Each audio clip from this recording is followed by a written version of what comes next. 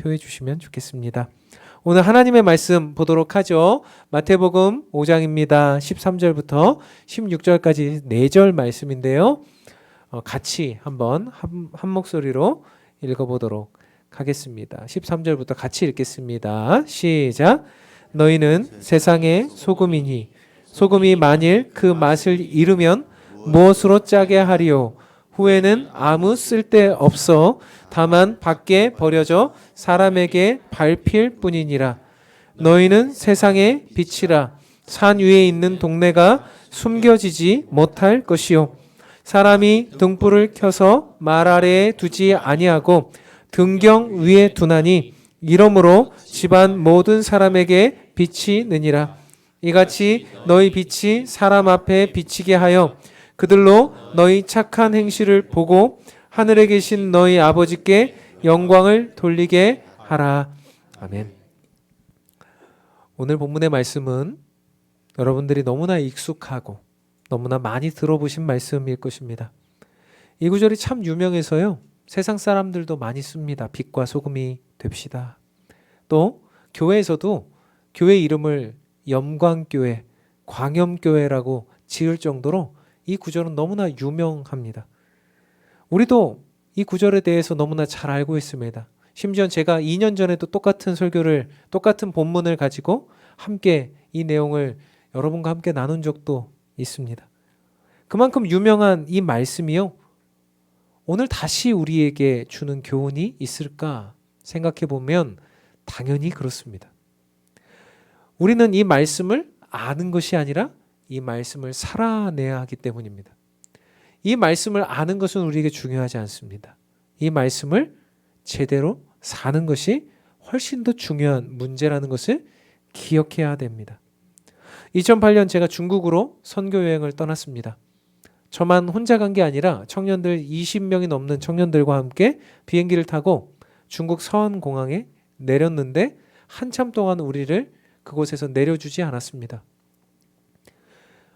이제 그러다가 갑자기 이제 중국 이제 공안 당국에서 지금은 우리가 익숙해요. 근데 그 당시만 해도 너무 익숙하지 않은 그 우주복 같은 하얀 방호복을 입고 이제 두 사람이 들어왔습니다. 그리고 한 사람 한 사람씩 열을 재기 시작했습니다.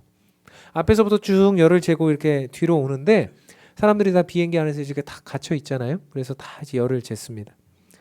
그런데 이제 그 당시만 해도 신종플루라고 하는 이제 그 감염병이 유행을 해가지고 이제 중국에서도 그런 것들에 대해 굉장히 촉각을 곤두세우고 있었던 시절이었습니다. 그래서 왜 그러나 하고 이제 기다리고 있었는데 저희 일행 중 한 명의 청년 중에 한 명인 자매가 그 앞에서 계속 열을 몇 번째 재는 겁니다. 이상하다 하고 있었는데 아니나 다를까 그 자매가 열이 많이 나는 것을 이제 감지했고 그 방호복을 입은 사람들이 그 자매를 이제 데리고 갔습니다. 다른 사람들은 다 내리라고 하고 이 자매를 이제 내려주지 않고요. 뭐라고 막 말하는데 제가 잘 못 알아듣잖아요. 그러니까 막 영어로 뭐 소통을 하려고 해도 그 사람들이 막 아니라고 하고 그냥 너네들은 가라는 겁니다. 그래서 저희가 어쩔 수 없이 이제 저희는 따로 나오고 그 자매는 차에 태워서 바로 병원으로 후송이 됐습니다. 너무 걱정이 되는 마음이 생겼어요. 특별히 자매이기도 하고 또 중국어도 못하고 이제 그런 상황 속에서 통역도 하나 해줄 수 없는 그런 상황인데 이 친구가 혼자 이제 그곳에 잡혀간 것처럼 이제 갔으니 이제 우리들은 너무나 걱정되는 마음으로 이제 검색대를 통과해가지고 이제 나와서 짐을 다 찾고 선교사님을 만났습니다. 선교사님 이런 일이 있었습니다 라고 말씀드렸더니 큰일이네요 하면서 여러 루트로 이제 그 상황들을 알아보았는데 이제 한국 영사관을 통해서 이제 연결이 되었습니다. 무슨 일인가 했더니 말 그대로 이제 신종플루 때문에 이 친구가 열이 나기 때문에 이 친구가 그것에 걸렸는지 안 걸렸는지 확인을 하고 그 다음에 내보내준다. 이렇게 이야기를 했어요. 그래서 우리 보고는 오후에 그때가 아침이었는데 오후 늦게 6시 이후에 어떤 군병원 앞으로 오면 그곳에서 이 친구 내보내준다. 이렇게 말을 했습니다. 근데 신종플루에 걸렸으면 못 내보내준다. 저희가 걱정하는 마음으로 이제 기도하면서 막 이렇게 있었는데요. 그곳에 이제 가서 이제 그가 이제 신종플루가 아니라는 것을 이제 발견을 했고 결국 그 아이가 이렇게 나왔어요. 근데 중간에 이제 제가 통화를 할 수 있었습니다. 영상관을 통해서 이제 그 친구랑 통화를 할 수 있었는데 이 친구가 다행히도 밝았어요. 밥도 줘요. 막 이러면서 밥도 주고요. 걱정하지 마세요. 여기서 뭐 별일 없을 것 같아요. 이렇게 하면서 이제 밝게 통화를 하고 했었는데 이제 저녁 6시가 돼서 그 친구를 이제 받아왔는데 참 너무나 엄청난 경험을 이제 서로 다 한 거죠. 저는 한번 생각해 봤습니다. 왜 중국 당국에서 그렇게 감기로 열이 좀 나는 정도인 이 아이를 데려다가 공항에서 꽤 먼 거리에 있는 병원에 실어다가 몇십만 원, 몇백만 원 하는 검사를 다 하고 그 병원비도 받지 않고 그렇게 했을까? 우리는 알죠. 그 이후로 우리는 코로나라는 것을 겪었기 때문에 압니다. 이런 작은 바이러스 하나가 얼마나 치명적인 전염성을 가지고 있는지 우리는 압니다. 이것이 전 세계를 마비시킬 수 있는 어떤 그런 요인이 된다는 것도 우리는 지금은 압니다. 하지만 그때는 이해가 안 됐어요. 왜 저렇게까지 할까? 왜 저렇게까지 무리할까? 그렇지만 이번 말씀을 준비하면서 다시 한번 생각해 보았습니다. 지금 이 시대를 바라보면서 한번 생각해 보았습니다. 과연 우리는 기독교라는 이름을 가지고 있고 성도라는 이름을 가지고 있고 우리는 그저 이렇게 주님의 말씀을 매주 듣고 있고 예배를 드리고 있는데 과연 우리는 정말 예수 DNA, 예수 바이러스 가지고 있나? 세상이 우리를 생각할 때, 세상이 우리를 정말 생각할 때 정말 소금처럼 빛처럼 세상 사람들에게 영향을 주고 있나? 말씀드렸던 대로 2년 전에도 같은 말씀을 같은 마음으로 설교했었습니다. 그런데 2년 동안 우리는 어땠습니까? 우리가 정말 소금인지 빛인지 그것을 가지고 우리가 비추어 냈는지 맛을 냈는지 그렇게 살아가고 있었습니까? 오늘 그런 말씀에 보면 말씀은 그런 의미에서 보면 너무나 중요한 말씀이에요. 이 말씀이 이제 산상수훈 중에 팔복을 마치고 나서 예수님이 그 복이 있다라고 선언하신 그 사람들이 그곳에 모여서 이제는 너희들이 어떻게 살아야 되는가라고 하는 그 내용들을 이야기한 말씀이기 때문에 오늘의 말씀은 너무나 중요합니다. 오늘 본문의 시작이 이렇게 이야기하고 있는데요. 13절과 14절 우리 다시 한번 읽어보죠. 읽겠습니다. 시작. 너희는 세상의 소금이니 소금이 만일 그 맛을 잃으면 무엇으로 짜게 하리요? 후에는 아무 쓸데없어 다만 밖에 버려져 사람에게 밟힐 뿐이니라. 너희는 세상의 빛이라. 산 위에 있는 동네가 숨겨지지 못할 것이요. 13절 14절에 보면 우리의 존재에 관한 말씀을 하세요. 우리가 예수님이 13절 보니까 뭐라고 시작하십니까? 너희는 세상의 소금이니라고 말씀하셨어요. 14절 처음에 보니까 뭐라고 말씀하세요? 너희는 세상의 빛이라 하셨어요. 주님은 우리가 세상에서 소금 역할을 하는 존재가 아니다. 너희는 세상에서 빛의 역할을 하는 존재가 아니다. 우리 존재 자체가 뭐예요? 빛이고 소금이라고 말씀하셨어요. 여러분, 소금이 되려고 애쓰지 마십시오. 빛이 되려고 애쓰지 마십시오. 우리 자체가 소금입니다. 우리 자체가 빛입니다. 여러분, 성도가 되려고 애쓰지 마십시오. 우리가 성도입니다. 여러분, 엄마 아빠가 되려고 애를 쓰니까 애들이 힘들어지잖아요. 애쓰지 마십시오. 우리가 엄마 아빠입니다. 우리가 교회가 되려고 애쓰지 마십시오. 우리가 그 자체로 교회입니다. 우리가 소금인데, 우리가 빛인데 자꾸 나는 다른 존재인데 소금이 되어야만 해. 나는 빛이 되어야만 해. 나는 그런 변화가 일어나야만 해. 라고 하니까 힘이 들잖아요. 너무너무 어려워요. 그렇게 우리를 규정하지 않고 주님은 너희 자체가 소금이란다. 너희 자체가 빛이란다라고 말씀하셨어요. 그렇다면 우리에게 있어서 소금이기 때문에 자연스럽게 맛이 나는 것이고요. 소금이기 때문에 자연스럽게 부패하지 않게 만드는 것이고요. 빛이기 때문에 어두운 곳을 자연스럽게 비추어내는 것입니다. 우리가 어떤 기능을 해야 된다라고 하는 부담을 내려놓고요. 우리가 어떤 내용에서 이렇게 해야 된다라고 하는 어떤 기계적인 상황들을 내려놓고요. 우리가 그저 그런 존재로서의 삶을 살아가는데 사실은 농도의 차이가 있어요. 우리가 어떤 사람은 소금으로서 굉장히 강한 농도가 있고 어떤 사람은 빛으로서 굉장히 강한 빛이 있는가 하면 어떤 사람은 그 농도가 아주 얕아서 그것을 인지하지 못하고 있는 상황일 뿐 우리가 그것이 아니라고 하는 것은 안 된다는 겁니다. 예수님은 우리의 존재가 소금이요 빛이다 라고 말씀하고 계시기 때문이죠. 그래서요 사랑하는 성도 여러분, 여러분이 소금입니다. 여러분이 빛입니다. 그러니 그 자체로 그 역사를 이루어갈 수 있는 존재가 된 거죠. 그 존재로서 오늘 말씀을 보아야 합니다. 그러니까 오늘 이제 첫 번째 소금에 대해서 이야기하는데 제가 여러분 되게 많이 들어봤잖아요, 이 말씀. 그러니까 한번 잘 들어보세요. 똑같은 얘기 반복이니까 잘 들어보십시오. 소금에 대해서 알아보겠습니다. 소금.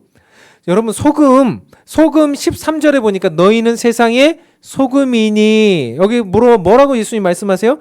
소금이 만일 그 맛을 잃으면 무엇으로 짜게 하리요? 후에는 아무 쓸데없어 다만 밖에 버려져 사람들에게 밟힐 뿐이니라 이랬어요. 여러분 근데 한국적인 상황에서 이 한국의 상황에서 이 소금이 맛을 잃어버린다라고 하는 이 내용에 대해서 우리가 제대로 알 수가 없습니다. 한국에 쓰는 소금은요, 천일염, 바닷물을 증발시켜 가지고 그것을 얇게 이렇게 해가지고 증발시켜서 그것을 이렇게 거두어내는 것. 그래서 바닷물이 증발되어서 얻는 소금이 한국 소금이잖아요. 근데 이 소금은요, 맛을 잃어버릴 가능성이 거의 없습니다.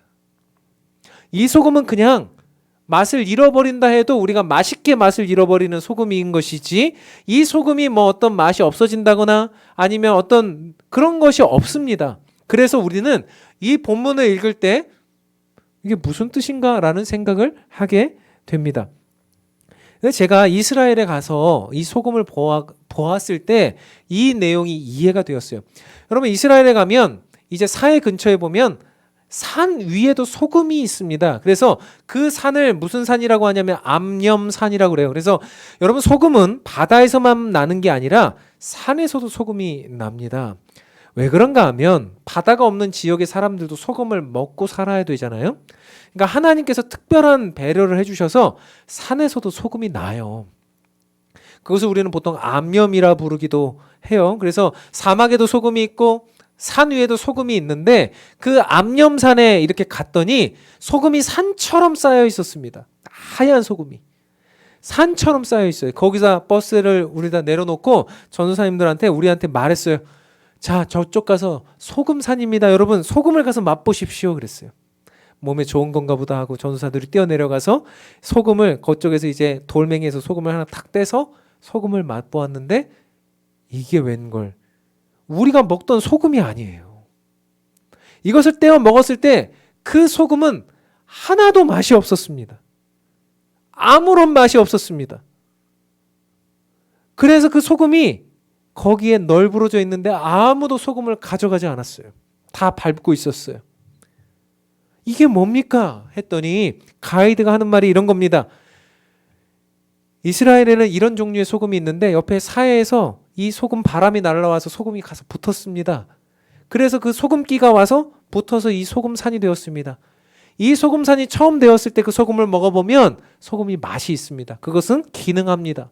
그런데 오랜 시간 동안 그것을 놔두면 결정체는 소금 모양의 그대로 결정체가 있는데 그 안에 있는 소금 성분들은 다 빠져나가서 겉모양은 소금인데 내용물은 소금이 아닙니다. 오늘 예수님이 그것을 말씀하신 거예요. 소금이 만일 맛을 잃으면 껍데기는 똑같은데 내용물이 없으면 그것은 소금이 아니고 세상 사람들이 어떻게 한다는 거예요? 밟아 버린다는 거예요. 밟힐뿐이라는 거예요. 아무 쓸모 없다는 겁니다. 아무도 귀중히 여기지 않는다는 거예요. 저는 생각해 보았습니다. 예수님의 이 말씀이 지금 이 시대에 교회와 목회자와 성도들을 말하는 건 아닌가? 겉은 그럴싸해요. 다 모양은 있어요. 다 교회로서 번지르하고 다 어떤 건물들을 가지고 있고 예배 형식은 다 그럴싸하고 사람들은 다 예수를 믿는다고 말하는데 우리들의 삶의 현장 속에 알맹이가 없는 거죠. 우리들의 삶의 현장 속에 소금으로서의 기능을 못하는 거죠. 그렇게 되기 때문에 어떻다는 거예요? 우리들은 세상 사람들에게 어떻게 되는 거예요? 버려져 밟혀지게 되는 일들이 있게 된다라고 말씀하시는 거예요. 사랑하는 성도 여러분, 우리가 어떤 소금입니까? 우리는 어떤 소금이어야 합니까? 소금이 여러 가지 기능을 하거든요.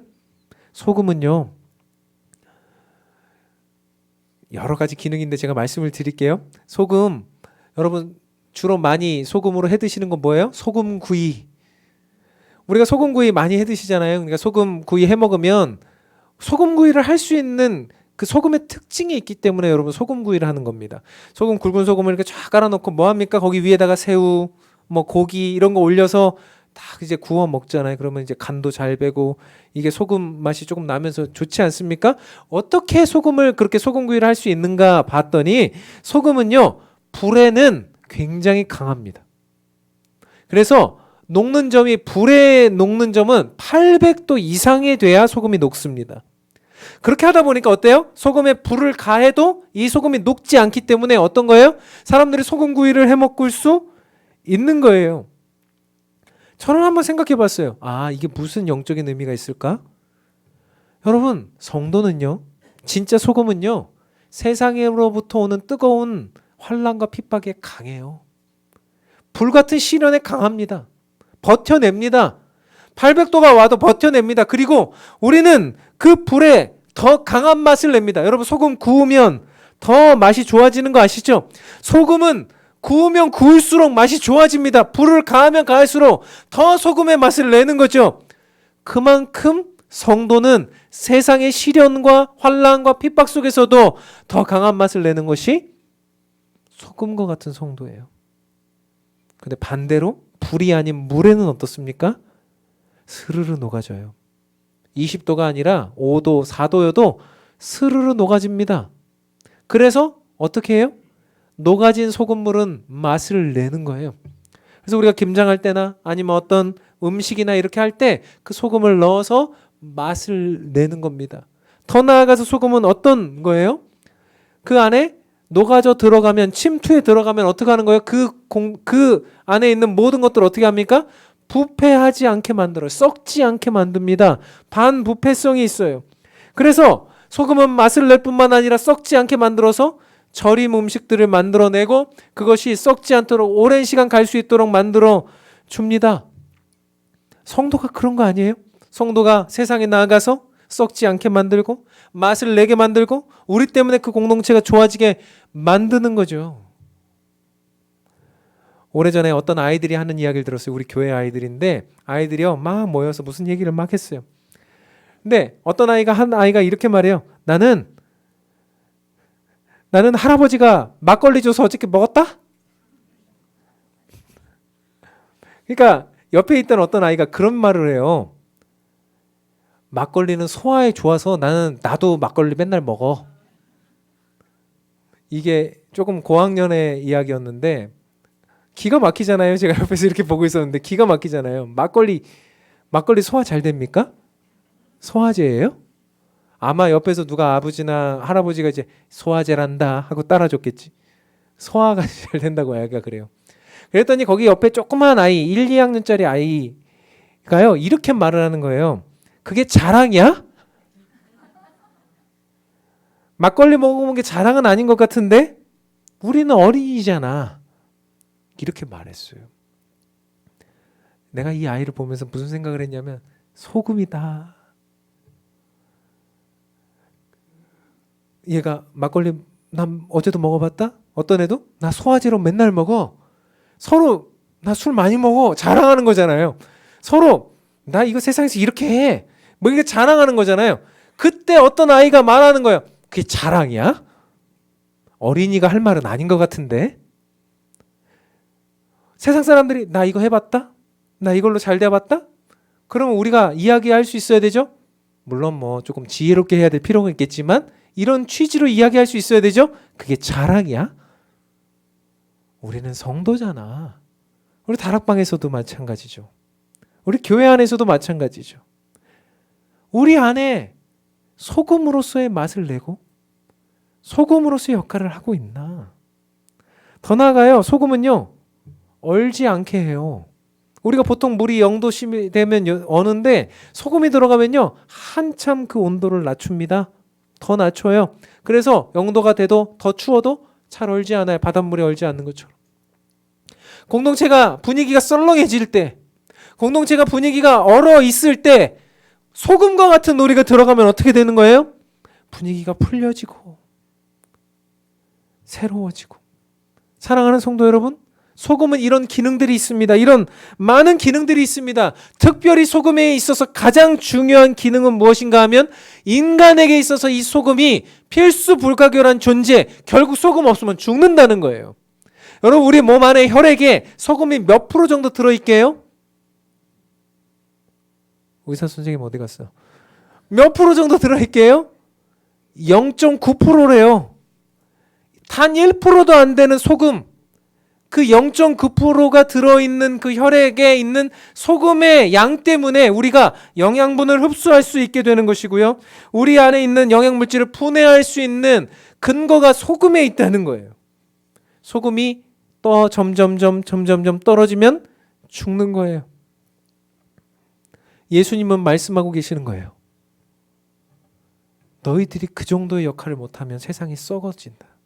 너희들이 그 정도 역할을 못하면 세상은 소망이 없다. 희망이 없다. 세상은 죽을 것이다. 여러분, 교회가 세상의 희망이고 교회가, 성도가 세상의 생명인 줄 믿으시기 바랍니다. 소금과 같은 우리가 없으면 세상은요, 결국 죽을 수밖에 없는 거죠. 우리가 아무리 작더라도, 아무리 작은 모습이라도. 지금 이 세상이 얼마나 혼란스럽고 어렵습니까? 교회 때문에, 성도들 때문에 다들 힘들어하고 어려워하고 때로는 여러 문제들 때문에 세상이 우리를 비난할지 모르겠어요. 그러나 저는 생각해 봅니다. 언젠가 그들에게 부패가 심해지고 어려움이 심해지고 수많은 그런 문제들이 생겨날 때 그들이 결국 찾게 될 것은 뭐예요? 성도요, 교회다. 우리가 소금이기 때문이죠. 그래서 우리가 그곳에 들어가 맛을 내고, 그곳에 들어가 견뎌내고, 그곳에 들어가 그곳을 썩지 않게 만들고, 그곳에 들어가 영양분을 흡수하게 만들고 얼지 않게 만드는 것을 성도요, 교회가 감당해낼 수 있어야 되고, 주님은 그것을 우리에게 오늘 말씀하고 계시다라고 생각해요. 사랑하는 성도 여러분, 맛있는 소금 되지 마십시오. 우리 안에 다 빠져나가서 껍데기만 있는 성도 되지 마십시오. 우리는 맛을 내는 소금, 부패하지 않게 만드는 소금이 되기를 주님의 이름으로 축원합니다. 두 번째, 우리는 무엇입니까? 두 번째, 우리 뭐예요? 빛이에요. 소금이 너무 강렬했어요? 빛이에요. 우리는 빛. 빛은 무엇입니까? 숨기지 못하는 존재라고 주님이 말씀하세요. 오늘 14절, 15절, 16절 보니까요, 이렇게 기록하고 있는데요. 너희는 세상의 빛이라. 산 위에 있는 동네가 숨겨지지 못할 것이요, 사람이 등불을 켜서 말 아래 두지 아니하고 등경 위에 두나니 이러므로 집안 모든 사람에게 비치느니라 했어요. 여러분, 우리는 세상의 빛이라 했고 산 위에 있는 동네는 숨겨지지 않는다 했습니다. 여러분, 빛이 산 위에 있기 때문에 숨겨지지 않는다. 이스라엘 사람들은요, 대부분 다 집을 산 위에다 지었습니다. 물론 예루살렘에 한해서 말이죠. 예루살렘은요, 부산처럼 산 위에 도시가 있어요.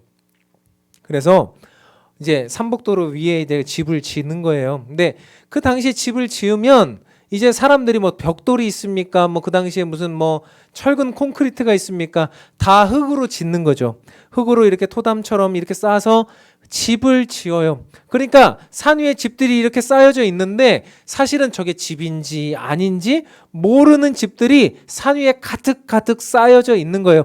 그러니까 낮에 보면 아무도 저게 집인지 뭔지 잘 모를 정도의 집들이 이렇게 있는 겁니다. 그런데 그것이 집인 줄 아닌지 언제 알아요? 밤이 되면 알아요. 왜요? 사람들이 불을 켜서 거기다 놓으면 어때요? 이제 그곳에서 불빛이 쫙 나오잖아요. 그럼 산 위에 집이 없는 줄 알았는데 집이 거의 50채가 넘게 있네. 이것을 그때 알게 되는 거예요. 산 위에 있는 집이 있는데 그 집이 있는지 모르다가 저녁에 불을 밝히면 그곳에 사람이 있구나. 저곳에 집이 있구나라는 것을 자연스럽게 알게 된다는 거예요. 우리가 세상에 나갔을 때 그렇다는 겁니다. 우리가 세상에 나가면 얼굴로는 구분이 안 되죠. 우리가 어떤 옷 입는 걸로는 구분이 안 되죠. 세상에 나가면 우리는 이슬람교도처럼 뭐가 쓰고 나가지 않죠. 그러니까 우리가 기독교인인지 아닌지 몰라요. 그러다가 언제 알게 됩니까? 우리에게서 뭐가 나올 때? 빛이 나올 때 그들이 우리가 그리스도를 믿는지 안 믿는지 알게 된다는 거예요. 세상이 어두워져 있을 때 우리가 그것을 비추어주는 빛이 될 때 그들은 저 사람은 뭔가 좀 다른데?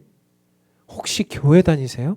혹시 예수 믿으세요? 라고 알게 된다는 겁니다. 예수님은 우리가 그런 빛이라 하셨어요. 예수님이 또 말씀하십니다. 근데 15절 보니까 사람이 등불을 켜서 어디에 두지 않아요? 말 아래에 두지 않아요. 여기서 말 뭡니까? 이거 제가 유초등부 가서 예전에 청년부 가서 설교했더니 애들이 이 말을 뭐라고 했는지 알아요?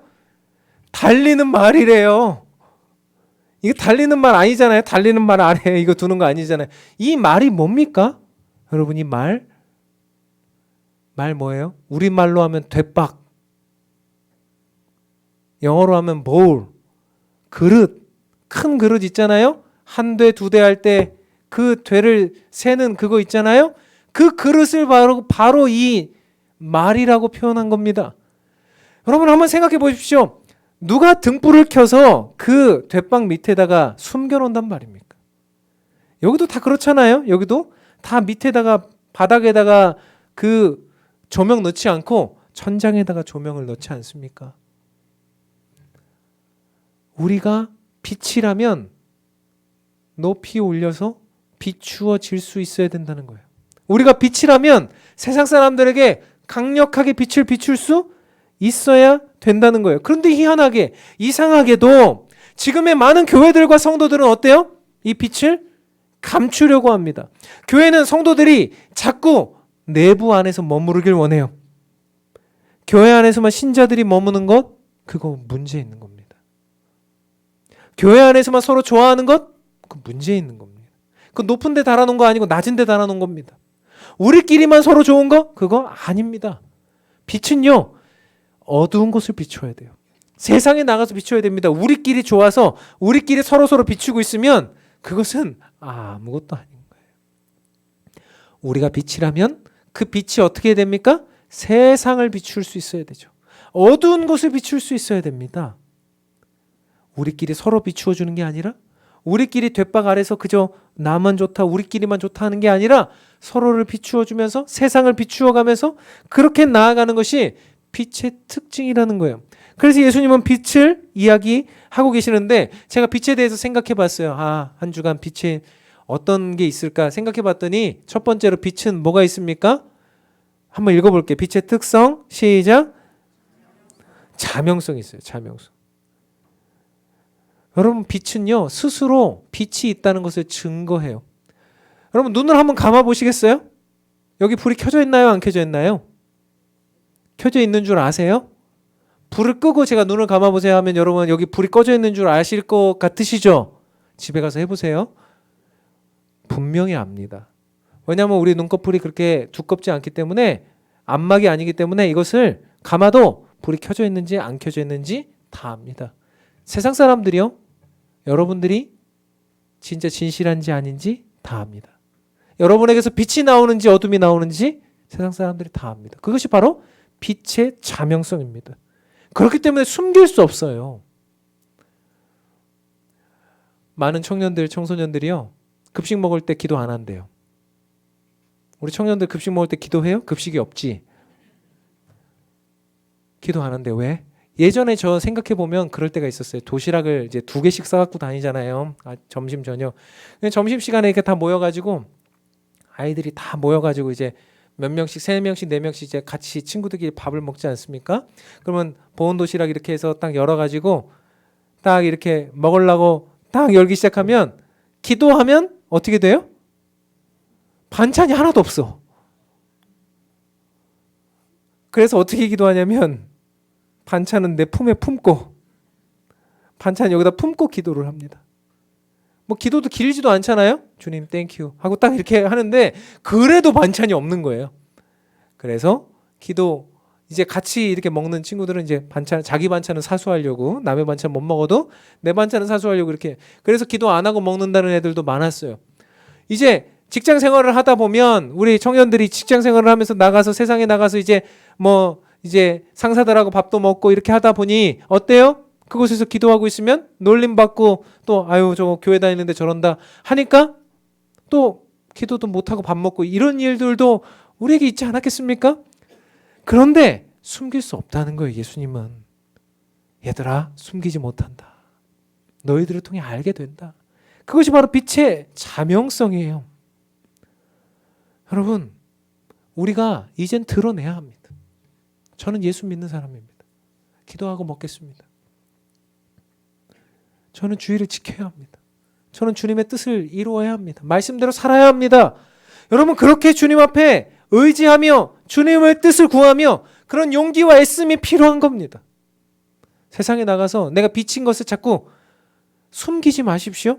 빛은 자명하기 때문에 여러분을 통해 드러나게 되어 있습니다. 암막 커튼 두르고 다니지 마시고요.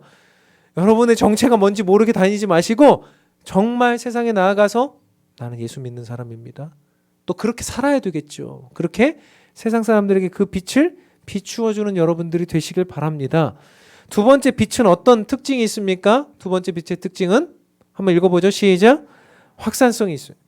여러분 빛은요 확산해요. 그러니까 빛은 아주 작은 공간을 비추는 게 아니라 빛이 밝으면 밝을수록 확산해서 그 주변을 전체 다 밝혀주는 것이 바로 빛의 특성입니다. 예수님은 이같이 너희 빛이 사람 앞에 비치게 하여 그들로 너희 착한 행실을 보고 이랬어요. 너희 빛이 사람 앞에 비치게 하라는 것은 확산하고 있다는 얘기예요. 결국 우리들의 빛을 통해서 세상 사람들이 어떻게 하는 거예요? 그 빛을 보고 자신들이 어둡다는 것을 깨닫게 된다는 거예요. 출애굽기 19장 5절에서 6절은 이렇게 기록하고 있습니다. 세계가 다 내게 속하였나니 너희가 내 말을 듣고 내 언약을 지키면 너희는 모든 민족 중에서 내 소유가 되겠고 너희가 내게 대하여 제사장 나라가 되며 거룩한 백성이 되리라. 너는 이 말을 이스라엘 자손에게 전달할지니라 그랬어요. 세계가 다 하나님의 품에 속해 있는데 이스라엘 백성들을 향해서 그 빛을 말씀을 어떻게 하라는 거예요? 전파해 주라. 확산시켜 주라. 하나님 그렇게 말씀하셨잖아요. 그래서 이 말씀을 받아서 신약의 성도인 사도행전의 성도들이 어떻게 했습니까? 사도행전 1장 8절입니다. 같이 한번 읽어보죠. 읽겠습니다. 시작. 오직 성령이 너희에게 임하시면 너희가 권능을 받고 예루살렘과 온 유대와 사마리아와 땅끝까지 이르러 내 증인이 되리라 하시니라. 아멘.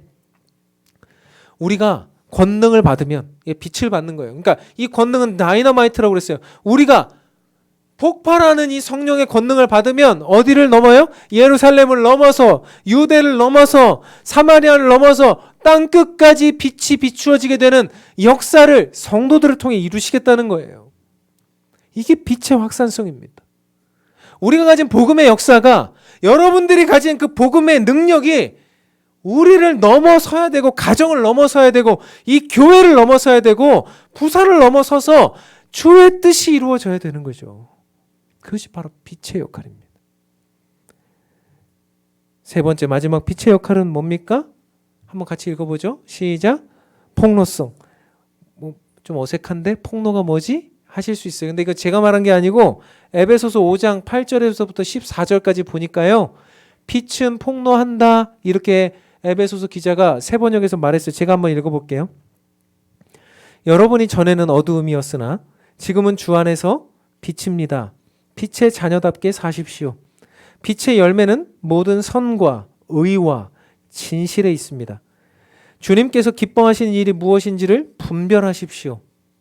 여러분은 열매 없는 어두움의 일에 끼어들지 말고 어떻게 해요? 오히려 그것을 폭로하십시오. 그들이 몰래 하는 일들은 말하기조차 부끄러운 것들입니다. 빛이 폭로하면 모든 것이 드러나게 됩니다. 드러나는 것은 다 빛입니다. 그러므로 잠자는 사람아 일어나라, 죽은 사람 가운데서 일어서라, 그리스도께서 너를 환히 비추어 주실 것이라 하는 말씀이 있습니다. 이게 에베소서 5장 8절에서부터 14절까지의 세번역 번연이에요.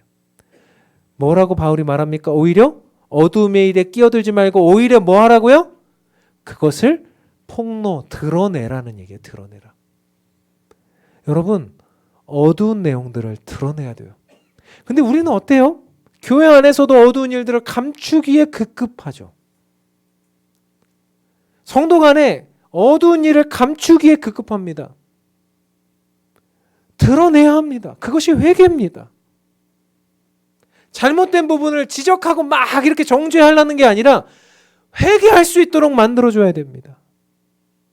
드러내야 돼. 폭로해야 됩니다. 몰래 하는 일들은 말하기조차 부끄러운 것들을 빛이 폭로하면 다 드러나게 되고 그것이 빛이 된다라고 말씀하세요. 세상 사람들이 왜 우리를 싫어하는 줄 아세요? 우리가 드러내기 때문이에요. 그런데 드러내지 않으면 영원히 어둠이에요. 우리가 빛으로서 그것을 드러내야 합니다.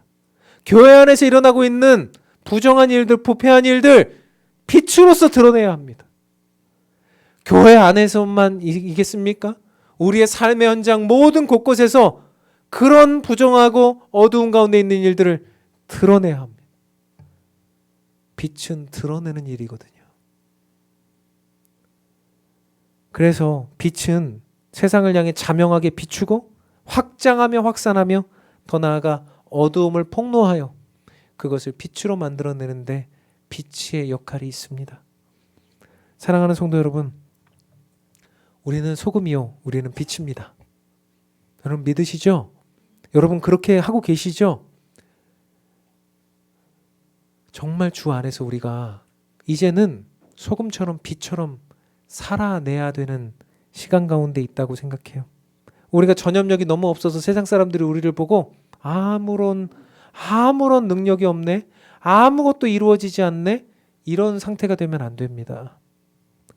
우리를 보면 쟤네들은 진짜 무서워, 쟤네들은 진짜 맛을 내고 쟤네들은 진짜 비추더라고, 이런 존재들이 되어야 되지 않겠습니까? 김인수 교수가 쓴 어떤 논문에 보니까요, 이런 설문조사를 하나 해서 논문을 썼는데 기독교 신앙이 직장에 미치는 영향은? 이라는 질문이 있었대요. 수백 명을 조사했는데 거기에 몇 명이 네라고 했을까요? 몇 프로가 네라고 했을까요? 몇 프로일 것 같으세요, 여러분? 기독교 신앙, 여러분들이 가지고 있는 신앙이 몇 프로나 몇 명이나 직장 생활에 영향을 미치고 계세요? 이 논문에 하나한 것이라고 믿고 싶습니다. 일반적인 건 아니라고 생각해요. 결과는 빵이었어요. 아무도 없었어요. 나의 신앙생활은, 나의 종교는 직장생활에 전혀 영향을 미치지 못한다. 너무나 안타까운 일 아니겠습니까?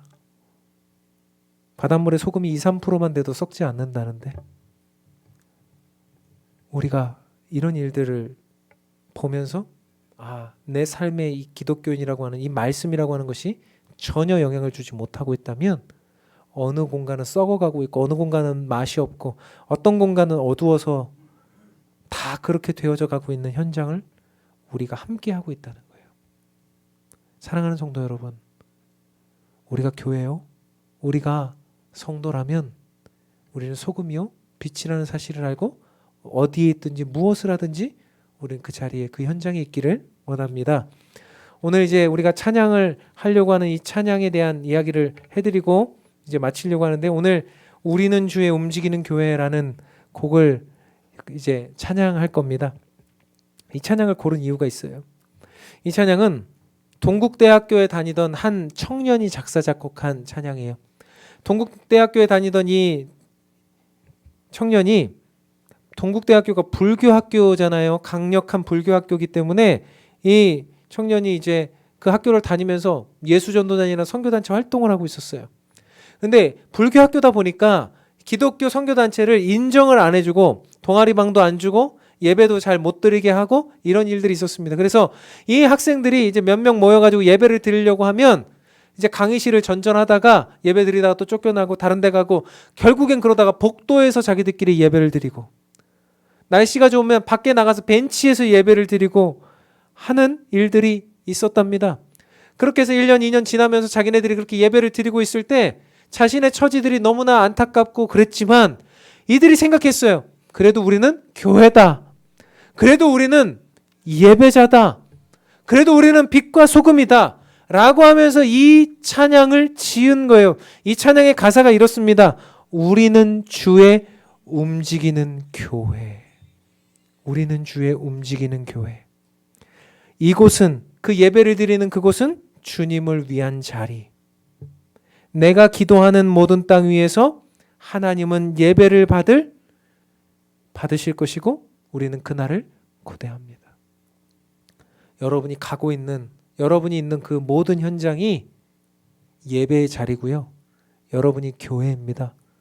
여러분이 소금이요 빛입니다. 이제 더 이상 이제 소금의 역할을 해야지 괴로워하지 마시고 빛의 역할을 해야지 그렇게 하지 마시고 나는 소금이다. 나는 빛이다. 나에게서는 맛이 나올 수밖에 없다. 내가 있는 곳에는 부패하지 않을 것이다. 내가 있는 곳은 비추어질 것이다. 내가 있는 곳은 확산해 나갈 것이다. 내가 있는 곳은 온 세상에 폭로된 역사가 있을 것이다. 하나님은 이런 DNA를 원하시고 우리에게 말씀하고 계십니다. 오늘의 이 말씀이 우리에게 능력이 되어 그렇게 나아가고요. 오늘 이 찬양하면서 우리가 함께 결단하며 나아가는 시간이 되기를 바랍니다. 함께 찬양합시다.